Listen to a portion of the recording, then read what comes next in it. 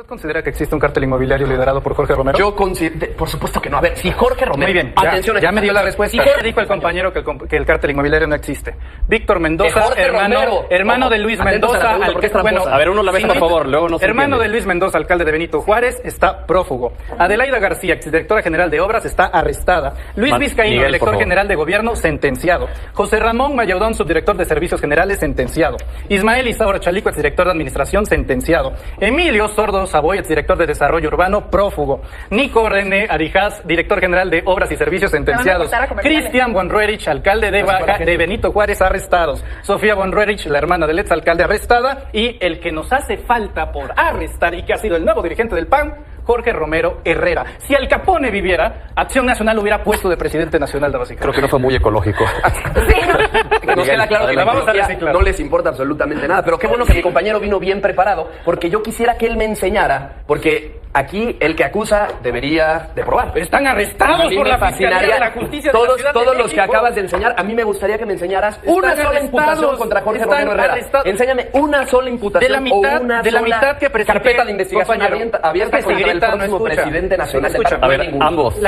Yo de verdad felicito a los panistas porque por primera vez son congruentes. Eligen un corrupto como dirigente nacional. El del cártel inmobiliario, el de las carpetas de investigación, el que se le ha denunciado por carpeta de investigación.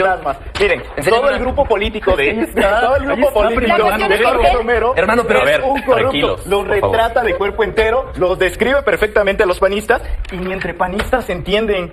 El expresidente Felipe Calderón, en su libro Decisiones Difíciles, panista, por cierto, del mismo partido de Jorge Romero, dijo que él recibía 7 millones de pesos mensuales por una red de extorsión que tenía sobre los comerciantes ambulantes. Margarita Zavala también dice que él es de la cultura de los moches. Yo les creo justamente en esto sí les creo a Felipe Calderón y a Margarita Zavala sobre las imputaciones a Jorge Romero. ¿Qué tal, amigos? ¿Cómo están? Ya estamos otra vez con más información. Soy Lalo Durán, esperando estés teniendo un excelente día. De antemano agradeciendo ese buen like que siempre nos dejas y al mismo tiempo invitándote a que te suscribas a tu canal. Es jueves 14 de noviembre del 2024 y vámonos con la información porque hay tiro y hay debate. Y es que el día de ayer en el espacio de Milenio estuvo el youtuber Manuel Pedrero, quien hizo pomada a toda esta chiquillada de la oposición. Y es que cuando él les dijo que si este mafioso Al Capone viviera, el PAN lo haría su candidato presidencial. En ese momento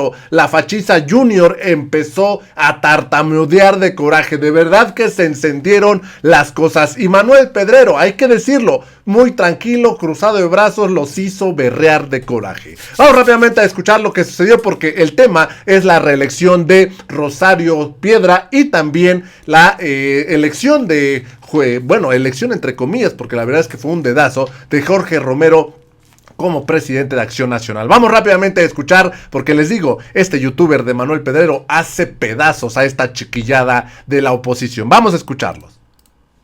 Bienvenidos, jóvenes.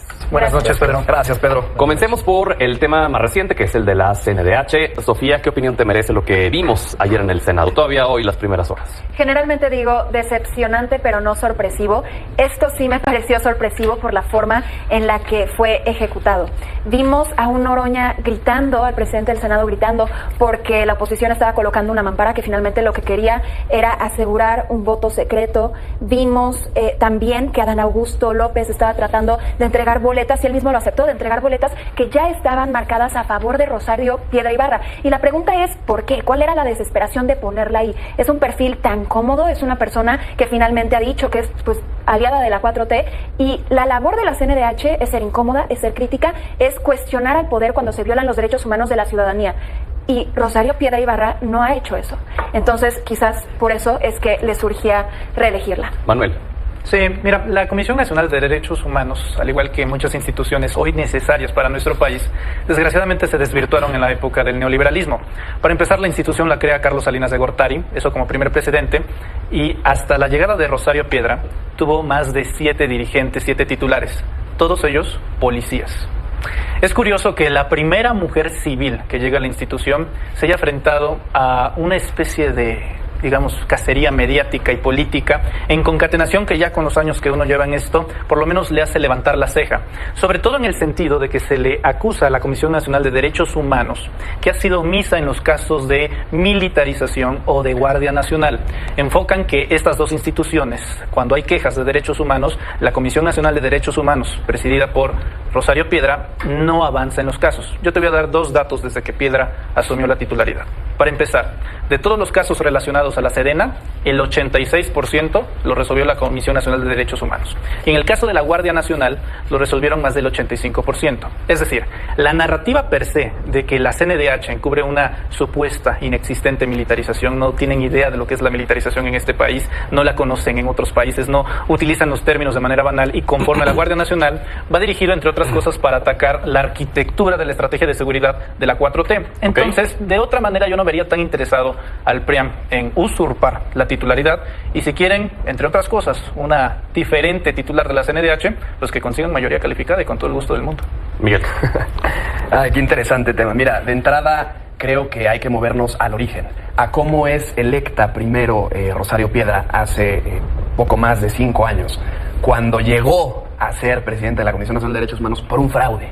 Fraude que fue evidenciado en el Senado de la República por el senador Ricardo Anaya, donde se demostró además con un video que fueron 116 personas las que votaron y no 114, como ellos ostentaban. Por lo que ella para llegar necesitaba 78 votos y no los que adquirió para llegar. Entonces, de entrada, es una persona que llegó con un fraude. Una persona que estuvo ahí de manera ilegítima. Pero ¿qué es lo grave? Porque no es nada más llegar ilegítimamente de origen, sino que en el proceso en el que ella fue presidenta de esta Comisión Nacional de los Derechos Humanos, hubo 3.500 quejas contra la Guardia Nacional. Qué bueno que las mencionabas. Pero ¿sabes en qué sentido resolvió esas, o la gran mayoría de esas 3.500 quejas? Pues casi todas del lado del poder.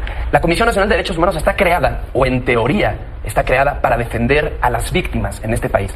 Víctimas de los gobiernos, víctimas de las personas que se pasan por el arco del triunfo, los derechos humanos en este país. Y hoy la CNDH está doblegada, así es, doblegada frente al poder. Hoy vemos, presidiendo la CNDH, una persona que no apoya a las víctimas. ¿Qué es lo que le molesta al PRIAM de Rosario Ibarra? Yo les voy a dar datos importantes. Ella eliminó los viajes costosos, los autos de lujos, los chefs que estaban dentro de la CNDH, demás cosas, guardaespaldas, y ese dinero, que el outsourcing que eliminó de ahí, lo destinó para la Comisión de Atención a las Víctimas. Y vámonos a los datos. Rosario Ibarra, en su administración, se emitieron más de 1,000 recomendaciones, más que las 3 administraciones pasadas juntas de la CNDH. Yo creo que es muy incómodo no tener una CNDH que esté al servicio del PRI o del PAN, pero también de todas las quejas que han llegado, el 83% se logró que no se convirtieran en violaciones a derechos humanos. Entonces yo creo que sí es importante saber cuál es el nuevo papel que está jugando la CNDH, porque la misma Rosario Ibarra, y creo que hay muchos aquí que estamos de acuerdo que en gobiernos anteriores y gracias al Poder Judicial se le ató de manos a la CNDH para que no pudiera hacer nada en materia de defensoría de nuestros derechos. Se le ató de manos para que ellos simplemente justificaran lo que hacía el Estado. Déjame darte un ejemplo. En la recomendación 15VG/18 de Ayotzinapa, la CNDH había revictimizado a los estudiantes de Ayotzinapa. Había acordado como la verdad histórica lo único que había pasado. ¿Qué pasa cuando llega Rosario Ibarra? Niega esta recomendación y pide que se rectifique desde la comisión. Es obviamente incómodo que haya una comisión que ahora sí esté buscando defender los derechos del pueblo de México, pero aparte de ello lo que va a buscar es también reformarla porque se reconoce que está atada de manos la CNDH. Hoy decía Gerardo Fernández Noroña que no la tuvo fácil Rosario Piedra, que no fue una noche sencilla ayer y que tendrá que replantear mucho del funcionamiento, del actuar al frente de la CNDH. ¿Ustedes creen que realmente podamos ver una mejoría en este segundo mandato de Rosario Piedra al frente de la Comisión Nacional de Derechos Humanos, Sofía?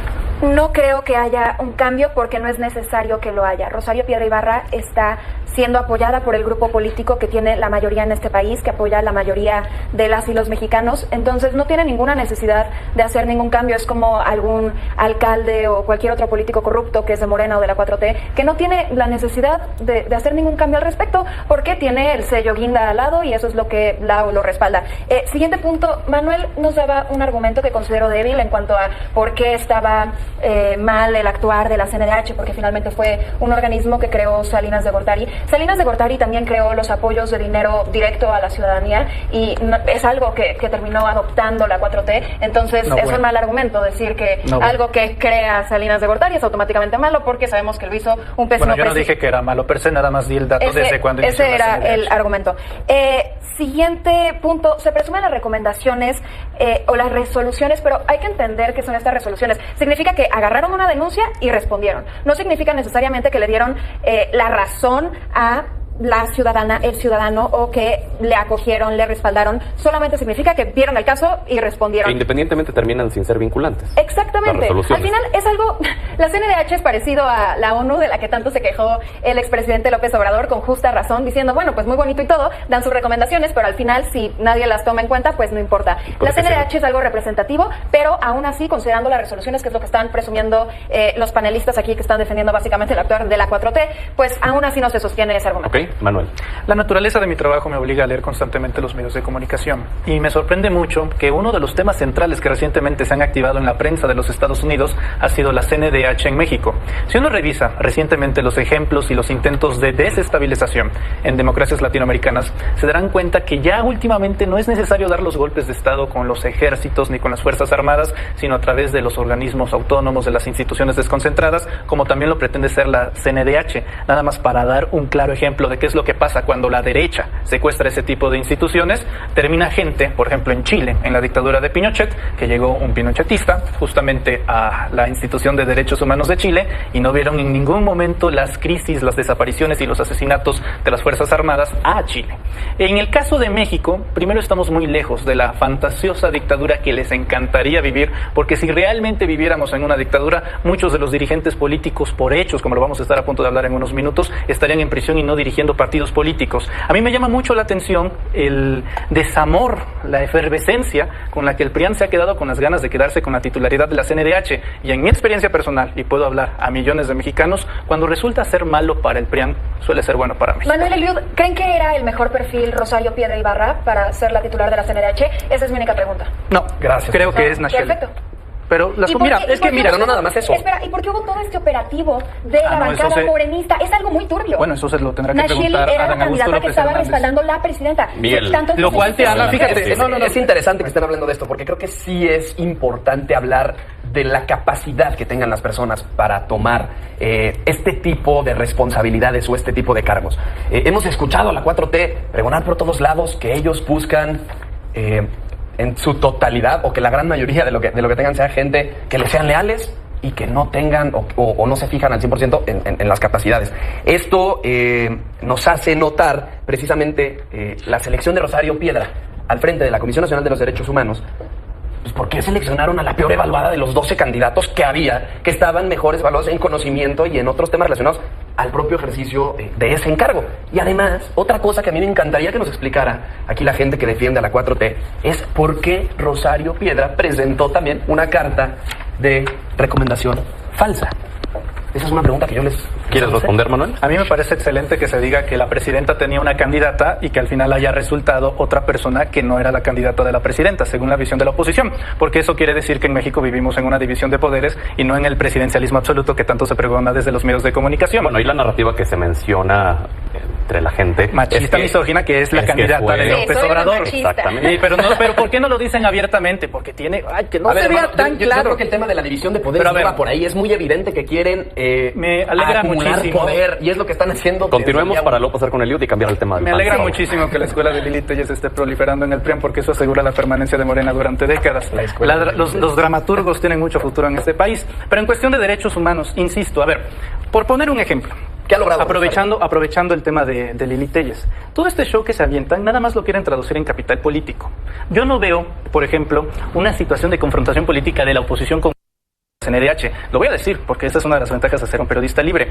Javier Corral estuvo operando toda la campaña contra Rosario Piedra porque quería, entre otras cosas, poner a una de sus candidatas. Al principio dijo, voy a tener en conciencia mi voto, y luego cayó en las cosas que estaba haciendo. Y en Morena, si no se disciplinan, básicamente sí, se necesita disciplina. No se puede ir ahí por la vida diciéndole a la gente en campaña una cosa para luego hacer otra en el acto del Senado de la República, cosa que no ha entendido bastante el PRIAN, pero también se ha operado dentro de la propia 4T unos autosabotajes, lo cual no me extraña de Javier Corral, electoral. Entre otras cosas es política pura, pero al final prevalece la razón. Eliud. Pues yo creo que, para empezar, la CNDH se había creado en el modelo neoliberal para simular la defensa de los derechos humanos. Antes de que te des el argumento, ¿quieres contestar la pregunta que te hizo Sofía? Yo creo que eso le tocó a los senadores, habrá que preguntarle a Dan Augusto, personalmente, como le dijo. ciudadano, ¿tú crees que es el mejor perfil? Yo también vi muy bien el perfil de Nacheli. A final de cuentas, los senadores son quienes eligieron. Pero bueno, los senadores por los que nosotros votamos. Entonces hay una muy buena división de poderes. Entonces la CNDH sí necesita reformarse. La misma Rosario Piedra de Ibarra ha dicho que la CNDH necesita reformarse. Yo creo que vamos al debate de fondo, y es que la CNDH necesita herramientas para poder de verdad proteger los derechos humanos del pueblo. ¿Tú sí crees que habrá un cambio?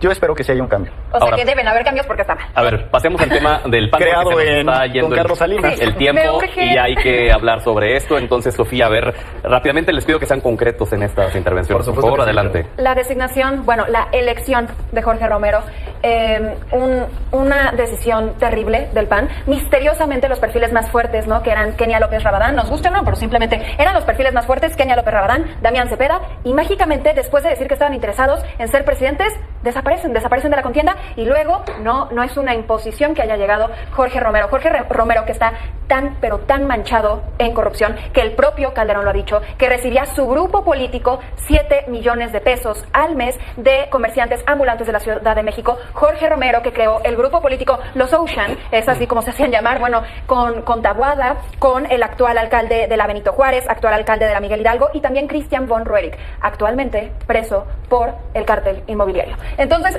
pésima decisión. Claro que queremos una oposición fuerte. No creo que esta fuera la decisión correcta, pero bueno, a ver si me demuestran lo contrario. Miguel. Verás que sí, de entrada. A ver, yo creo que en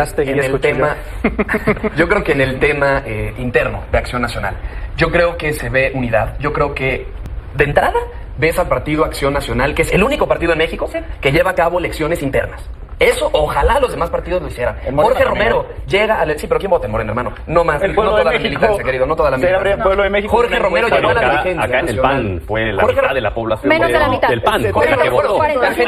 La gente, las y los panistas que decidieron salir a votar. Jorge Romero llegó a la dirigencia nacional del partido con más de 100,000 votos. Llega a esa dirigencia nacional, entonces... Menos. 200 y tantos mil. Pero está bien. 276,000, si mal no tengo el dato. Exactamente. No es el tema de cuántos militantes tiene el PAN, sino el tema de con qué legitimidad llega Jorge Romero. Jorge Romero llega simple y sencillamente con más de 100,000 votos. Hay que recalcar que el PAN, insisto, es el único partido que hace primarias. Entonces, ¿qué vemos aquí? O sea, de entrada, ¿qué estamos viendo? Acción Nacional es un partido que está tomando la decisión de abrirse.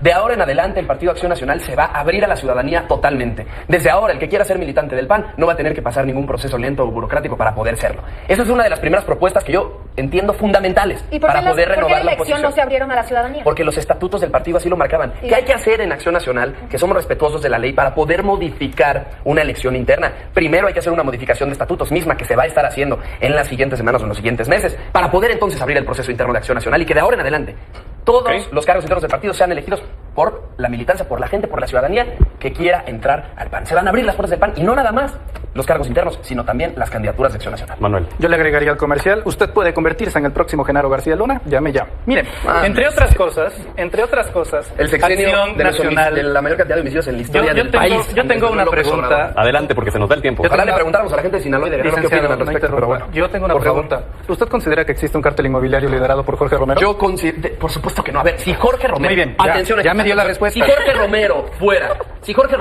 adelante, por favor, culpable de alguno de estos temas, ya estaría imputado. Porque... A ver, vamos, Manuel, ya dijo el compañero que el cártel inmobiliario no existe. Víctor Mendoza, hermano de Luis Mendoza, a ver, uno la vez, por favor, luego no se hermano entiende. de Luis Mendoza, alcalde de Benito Juárez, está prófugo. Adelaida García, exdirectora general de Obras, está arrestada. Luis Vizcaíno, director general de Gobierno, sentenciado. José Ramón Mayaudón, subdirector de Servicios Generales, sentenciado.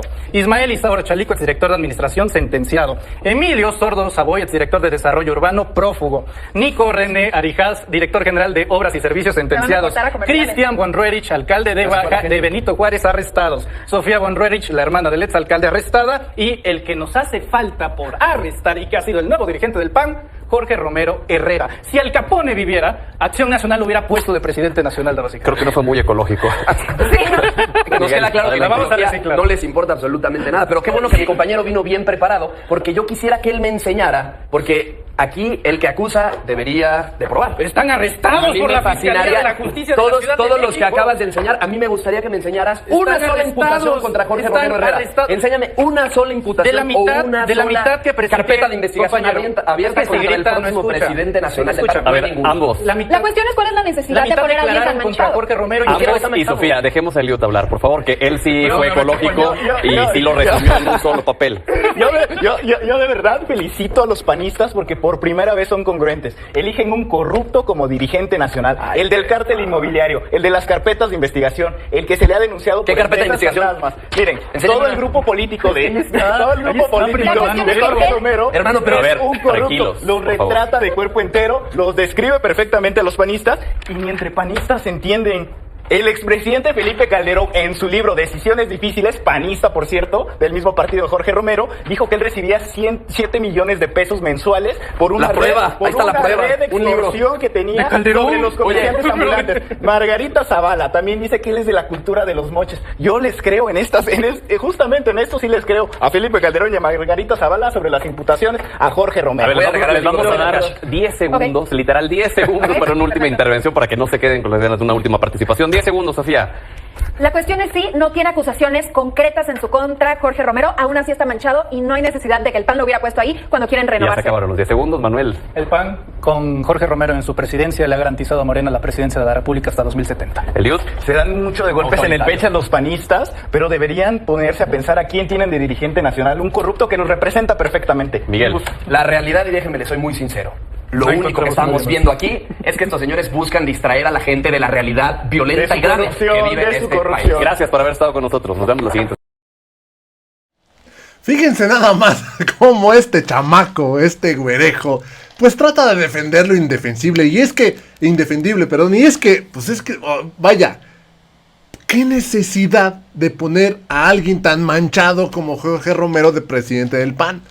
Y es que pues, ha sido claro, en esta cuarta transformación es tiempo de mujeres y en el PAN también ha sido claro que es tiempo de juniors y de corruptos y de dedazos y de heredar poder y de todo. En el PAN de verdad que está increíble y todavía tratan de defender lo indefendible, pero qué tremenda arrastrada, qué madriza, qué chinga le puso este youtuber Manuel Pedrero a estos conservadores. Bueno, a dos, la chamaca y este chamaco, pero hasta la chamaca al final dijo, es que cómo es posible, o sea, ya nada más le faltaba poner a un narco de presidente del PAN, que bueno, casi que le anda llegando Jorge Romero, A ver, yo los dejo con la información, espero les haya gustado, los invito a que se suscriban al canal, también los invito a que me sigan en redes sociales, donde igual subimos toda esta información. Me dio mucho gusto saludarlo, nos vemos en la siguiente nota, hasta la próxima.